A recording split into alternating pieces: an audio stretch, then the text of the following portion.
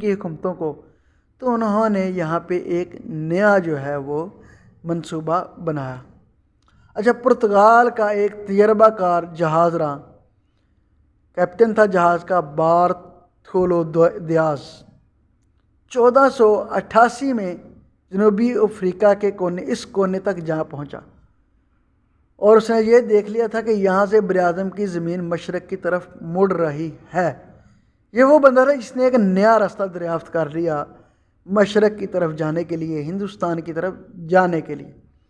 اس کے بعد یورپین جہاز رانوں کو مشرقی ممالک تک پہنچنے کے نئے راستے ملنے کی بڑی امید پیدا ہوگی۔ اچھا، پچھلے جو ویڈیو تھی اس میں تذکرہ ہوا تھا فرڈینینڈ اور پرتگال کے شاہ مینوئل کا۔ اچھا، یہ وہ دور تھا جب ایک طرف تو اسپین میں فرڈینینڈ کی حکومت تھی اور پرتگال میں جو تھا وہ شاہ مینوئل کی حکومت تھی۔ یہ دونوں اسلام دشمنی میں ایک دوسرے سے بڑھ کر تھے۔ جیسے آپ دیکھتے ہیں کہ دوستو آج کل ہر دوسرے دن کوئی نہ کوئی یورپ کی طرف سے گستاخی کی جاتی ہے، جس میں اسپین جو ہے، فرانس جو ہے، یہ بڑھ چڑھ کر حصہ لیتا ہے۔ تو یہ ان کی اول روز سے ہی ان کے اندر یہ بدکاری اور خسرت بری ہوئی تھی۔ اچھا دوستو، اب پرتگال اور اسپین ان کے اندر ایک جذبہ پیدا ہوا۔ یہ بڑی دیر تک مسلمانوں کے محکوم رہے تھے، پرتگال کے اوپر اور اسپین کے اوپر، ہسپانیہ کے اوپر جو ہے مسلمان بڑی دیر تک قابض رہے، حکومت کی، ایک اچھا نظام قائم کیا۔ تو اب یہ جو پرتگالی اور اسپینی تھے، ان کے ذہنوں میں وہ ایک غلامی جو تھی، مسلمانوں کی حکومت تھی، اس کے حوالے سے ایک بہت زیادہ بغض تھا، تعصب تھا۔ اچھا، پھر ان دونوں نے کیا کیا کہ جب یہ دونوں مسلمانوں کے چنگل سے نکلے، مسلمانوں کی قبضے سے نکلے، تو ان دونوں نے درجنوں آبادیاں جو تھی، بڑی بڑی مسلمانوں کی آبادی، ان علاقوں میں انہوں نے اپنے دائرہ حکومت میں مسلمانوں کی نسل کشی شروع کر دی، یا انہیں زبردستی عیسائی بنانے کی ایسی مہم چلائی کہ کچھ ہی مدت میں اسپین اور پرتگال کے بڑے بڑے شہر مسلمانوں سے بالکل خالی ہو گئے۔ فرڈینینڈ اور اس کی ملکہ ازابیلا نے مسلمانوں کے مد مقابل غالب تر قوت بننے کے جذبے سے نئی سمندری رستوں کی تلاش پر بھی توجہ مرکوز کر دی، اور گرناطہ پر قبضے کے بعد فوراً اگست 1492 میں مشہور جہاز، جس کو ہم کولمبس کے نام سے جانتے ہیں، جس نے امریکہ دریافت کیا تھا، کرسٹوفر کولمبس، اس کو دراصل انہوں نے مشرقی راستوں کی تلاش کے لیے بھیجا تھا۔ چونکہ اس وقت اہل یورپ کو یہ معلوم ہو چکا تھا کہ دنیا گول ہے، اس لیے کولمبس کا خیال تھا کہ وہ مغرب کی طرف سے سفر کرتے ہوئے ایک نہ ایک دن مشرقی ملکوں کے ساحل تک پہنچ جائے گا۔ مگر دوستو وہ رستہ بھٹک گیا اور نئی دنیا جنوبی امریکہ میں پہنچ گیا، جہاں اس وقت سرخ ہندی جو تھے، ریڈ انڈینز قابض تھے۔ اصل جو امریکہ کے باسی تھے وہ ریڈ انڈینز تھے۔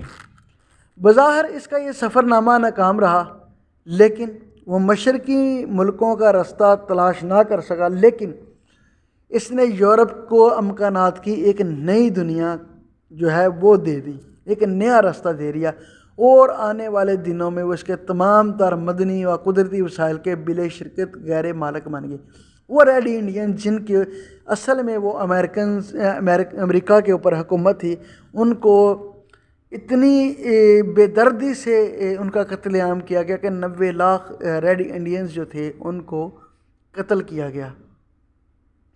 اچھا، ادھر دوسری طرف پرتگال کا بادشاہ مینوئل، وہ بھی اسپین کی طرح نئی نئی ریاستوں کی تلاش کرنے اور ان کے وسائل لوٹنے کے لیے پر تولنے لگا۔ اچھا دوستو، یہاں خطرہ پیدا ہو گیا کہ کہیں یورپ جو ہے دو نئی پروان چڑھتی ہوئی طاقتیں جو ہے یورپ کی آپس میں نہ ٹکرا جائیں، مطلب اسپین اور پرتگال جو ہے وہ آپس میں کہیں نہ ٹکرا جائیں۔ تو اس کا بھی انہوں نے ایک حل تلاش کیا۔ انہوں نے اپنی سوجھ بوجھ کے ساتھ، جو ان کا مذہبی پیشوا تھا، پوپ جو تھا، اس کے لیے یہ طے کر لیا کہ مشرق کی طرف جو ہے وہ پرتگال جو ہے وہ سفر کرے گا بحیرہ اوقیانوس کے مشرق میں اور افریقہ اور بحیرہ ہند میں اپنی کوششوں کا آغاز کرے گا، جبکہ یورپ جو ہے وہ بحیرہ اوقیانوس اور مغرب کی طرف مہم جوئی کرے گا۔ اس معاہدے کے بعد دوستو شاہ پرتگال نے واسکو ڈی گاما، جس کا ہم نے شروع میں تذکرہ کیا کہ اس کا ذکر کیے بغیر یہ ویڈیو نامکمل ہے، واسکو ڈی گاما نامی ایک جہاز راں کی کمان میں ایک بحری مہم بھیجنے کا فیصلہ کیا۔ اچھا دوستو، واسکو ڈی گاما کو ہمارے نصاب میں پڑھایا جاتا ہے کہ یہ ایک جہاز راں تھا، لیکن دراصل اس کا اصل چہرہ کیا تھا؟ واسکو ڈی گاما انتہائی متعصب سنگ دل انسان تھا، اور اس کی تربیت جو وہی نائٹس ٹیمپلر جو مسلمانوں کے اول دن سے مخالف تھے اور خونخوار جنگجو تھے، جو نئے نام سے آرڈر آف کرائسٹ کے نام سے ابھر کے سامنے آئے تھے، یہ واسکو ڈی گاما جو تھا، اس کا جو باپ تھا اس تنظیم کا اپنے علاقے میں مقامی لیڈر تھا۔ اچھا، واسکو ڈی گاما جو تھا اس کو پھر پرتگالیوں نے چنا۔ واسکو ڈی گاما نے اس سفر کے لیے کیا کیا؟ اس نے مشرقی دنیا کو کمزور ریاستوں کو مرعوب کرنے کے لیے یا ان پر قبضہ کرنے کے لیے، ان پر لوٹ مار کرنے کے لیے پرتگال کی جیلوں کے دورے کیے، جہاں بہت سے قیدیوں، گنڈوں اور لٹیروں کو اس شرط پر آزاد کروایا گیا کہ وہ دین مسیح کے لیے اپنی جان دینے کے لیے تیار رہیں گے۔ یہ سارے کے سارے وہ قیدی تھے جو خطرناک جرائم میں ملوث تھے اور جیلیں کاٹ رہے تھے۔ دوستو، 8 جولائی 1447 کو واسکو ڈی گاما کا بحری بیڑا الزبن کی بندرگاہ سے روانہ ہوا تو استعمار کے سامراجیت کے اس ہر اول دستے کو پوپ کا پیغام پڑھ کر سنایا گیا۔ دیکھیں، واسکو ڈی گاما جو تھا اس کو کیا پیغام پڑھ کے سنایا گیا؟ سنایا گیا کہ مسلمانوں اور افریقی باشندوں کو بے دریغ قتل کرنے کی پوری اجازت تھی۔ 4 جہازوں پر مشتمل اس بحری بیڑے میں 170 افراد شامل تھے۔ 3 سال کا راشن اور سامان رسد ساتھ لے لیا گیا تھا۔ 4 جدید توپیں بھی نصب تھیں۔ 3 ماہ میں 6000 میل کا سفر طے کر کے یہ لوگ دسمبر میں جنوبی افریقہ کے کونے راس امید، جسے آج کل کیپ ٹاؤن کہا جاتا ہے، وہاں پہنچی۔ اچھا دوستو، مشرق کی طرف مڑ گئے، جو بالکل ایک اجنبی راستہ تھا۔ خیر، یہ منازل طے کرتے ہوئے موزمبیق پہنچ گئے۔ یہ موزمبیق جو تھی یہ مسلمان ریاست تھی۔ واسکو ڈی گاما ایک مکار، تعصب پسند، عیار شخص تھا۔ مسلمانوں کے روپ میں یہ موزمبیق کے جو سلطان تھے اس سے ملا اور مقامی روایات کے مطابق اسے کچھ تحفے پیش کیے، جن میں تانبے کے برتن، تین کی گھنٹیاں اور سوتی کپڑا شامل تھا۔ اس نے اپنی طرف سے بہت قیمتی سامان لے گیا، لیکن سلطان ان چیزوں کو دیکھ کر ناراض ہو گیا۔ اس طرح یہ چیزیں موزمبیق کے بازار میں بھی کوئی خاص قیمت نہ پا سکیں، کیونکہ ان کا معیار اسلامی دنیا کے لحاظ سے بہت کم تر تھا۔ اچھا، واسکو ڈی گاما وہاں سے غصہ کرتے ہوئے، برا مناتے ہوئے جب نکلا تو جاتے جاتے موزمبیق کی جو ساحلی سرحد ہے اس کے اوپر اس نے گولہ باری کی اور وہاں سے فرار ہو گیا۔ اب اس کا بیڑا اسلامی دنیا کے بیچوں بیچ سفر کر رہا تھا۔ راستے میں انہیں عربوں کے تجارتی جہاز بھی ملے جو سپاہیوں اور مسلمان بے فکر تھے کہ ہماری طرف کون آئے گا۔ ایک طرف اوٹومن امپائرز کی ایک شاندار سلطنت تھی، تو ان کے وہم و گمان میں بھی نہیں تھا کہ یہ کام بھی ہو سکتا ہے۔ تو راستے میں جو ان کو عربوں کے جہاز واسکو ڈی گاما کو ملے، اس نے ان کو لوٹ لیا۔ ساتھ ہی پرتگالیوں کو یہ اندازہ بھی ہو گیا کہ مسلمانوں میں کی جو سمندری سرحدیں ہیں وہاں دفاعی انتظامات نہ ہونے کے برابر ہیں۔ یہ سامراجیت کا ان کی طرف سے ایک پہلا سبق تھا کہ مسلمانوں کے جو سمندری راستے ہیں وہ بالکل دفاعی لحاظ سے کمزور ہیں۔ اچھا، واسکو ڈی گاما بے دھڑک آگے بڑھتا گیا، کسی نے اس کا راستہ روکنے کی کوشش نہ کی۔ تو یہ فروری 1498 میں اس کے پہلا قافلہ جو ہے وہ کینیا کی بندرگاہ ملندی پہنچا۔ یہاں واسکو ڈی گاما کو کچھ ہندو جہاز راہ مل گئے۔ واسکو ڈی گاما اپنی دانست میں انہیں عیسائی سمجھا اور ان سے دوستی گانٹ لی۔ انہی ہندوؤں نے پرتگالیوں کی رہنمائی کی اور انہیں ہندوستان لے کے گئے۔ دوستو یہاں تاریخ کو درست رکھنے کے لیے ایک بات کا تذکرہ لازمی کرتا چلوں گا کہ بعض اورینٹلسٹ جو ہیں، مشرقی اورینٹلسٹ، انہوں نے دعویٰ کیا ہے کہ مسلمانوں کو جو امیر البحر احمد بن ماجد تھے، انہوں نے رہبری کی واسکو ڈے گاما کی ادھر تک لے کے جانے کے لیے، جو دوستو سراسر غلط ہے۔ انہوں نے رہنمائی نہیں کی، بلکہ یہ ہندو جہاز راں تھے جنہوں نے واسکو ڈے گاما کو ہندوستان کا راستہ دکھایا۔ 18 مئی 1497 سامراجیت کا یہ پہلا بیڑا ہندوستان کے ساحل کالی کٹ پر لنگر انداز ہوا۔ اس وقت ابھی ہندوستان میں مغلیہ سلطنت کی بنیاد نہیں پڑی تھی اور دلی کی مسلمان حکومت کا ساحلوں پر کوئی اثر و رسوخ نہیں تھا۔ کالی کٹ اور ساحل کی اکثر ریاستیں خود مختار تھیں۔ واسکو ڈی گاما نے کالی کٹ کے راجہ کا دل جیتنے کے لیے شیشے کی مالائیں، شہد اور سوتی کپڑا ساتھ لیا، جسے دیکھ کر ایک عرب تاجر نے کہا، راجہ یہ کچرا ہرگز قبول نہیں کرے گا۔ یہی ہوا۔ شروع میں راجہ نے پرتگالیوں کی آوبگت کی، مگر تحائف دیکھ کر اس کا جو موڈ تھا وہ خراب ہو گیا اور اس نے واسکو ڈی گاما کو اپنے مقاصد میں پوری کامیابی نہ ہو سکی۔ البتہ اس نے افریقہ اور ہندوستان کی ساحلی حکومتوں کی کمزوری کا اچھی طرح اندازہ لگا لیا تھا۔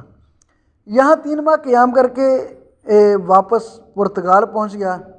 وہاں سے اس نے جو معلومات لی تھی اس کی روشنی میں 1500 عیسوی میں جو شاہ مینوئل تھا، اس نے کپتان کابرل کی قیادت میں ایک اور مہم جو ہے وہ ہندوستان بھیجی، جس نے کالی کٹ کے راجہ کو پرتگالیوں کی خاطر خواہ استقبال نہ کرنے کی سزا دینے کے لیے شہر پر گولہ باری کی اور پھر دوسری ساحلی ریاستوں سے گرم مسالے کی باری کھیپ لے کر واپس آ گیا۔ دوستو لیکن سامراجیت جو تھی وہ صرف تجارت کے لیے نہیں تھی۔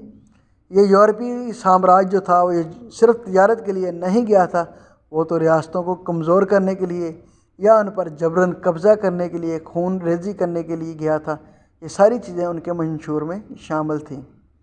چنانچہ اس کے بعد واسکو ڈی گاما کو 1502 عیسوی میں دوبارہ باقاعدہ بحری فوج لے کر، پہلے یہ ایک جہاز راں بن کے گیا تھا، ایک کہہ لے کہ اس کو بحری رستوں کا متلاشی بن کے گیا تھا، دوسری مرتبہ ایک پوری فوج کا دستہ لے کر ہندوستان روانہ ہوا۔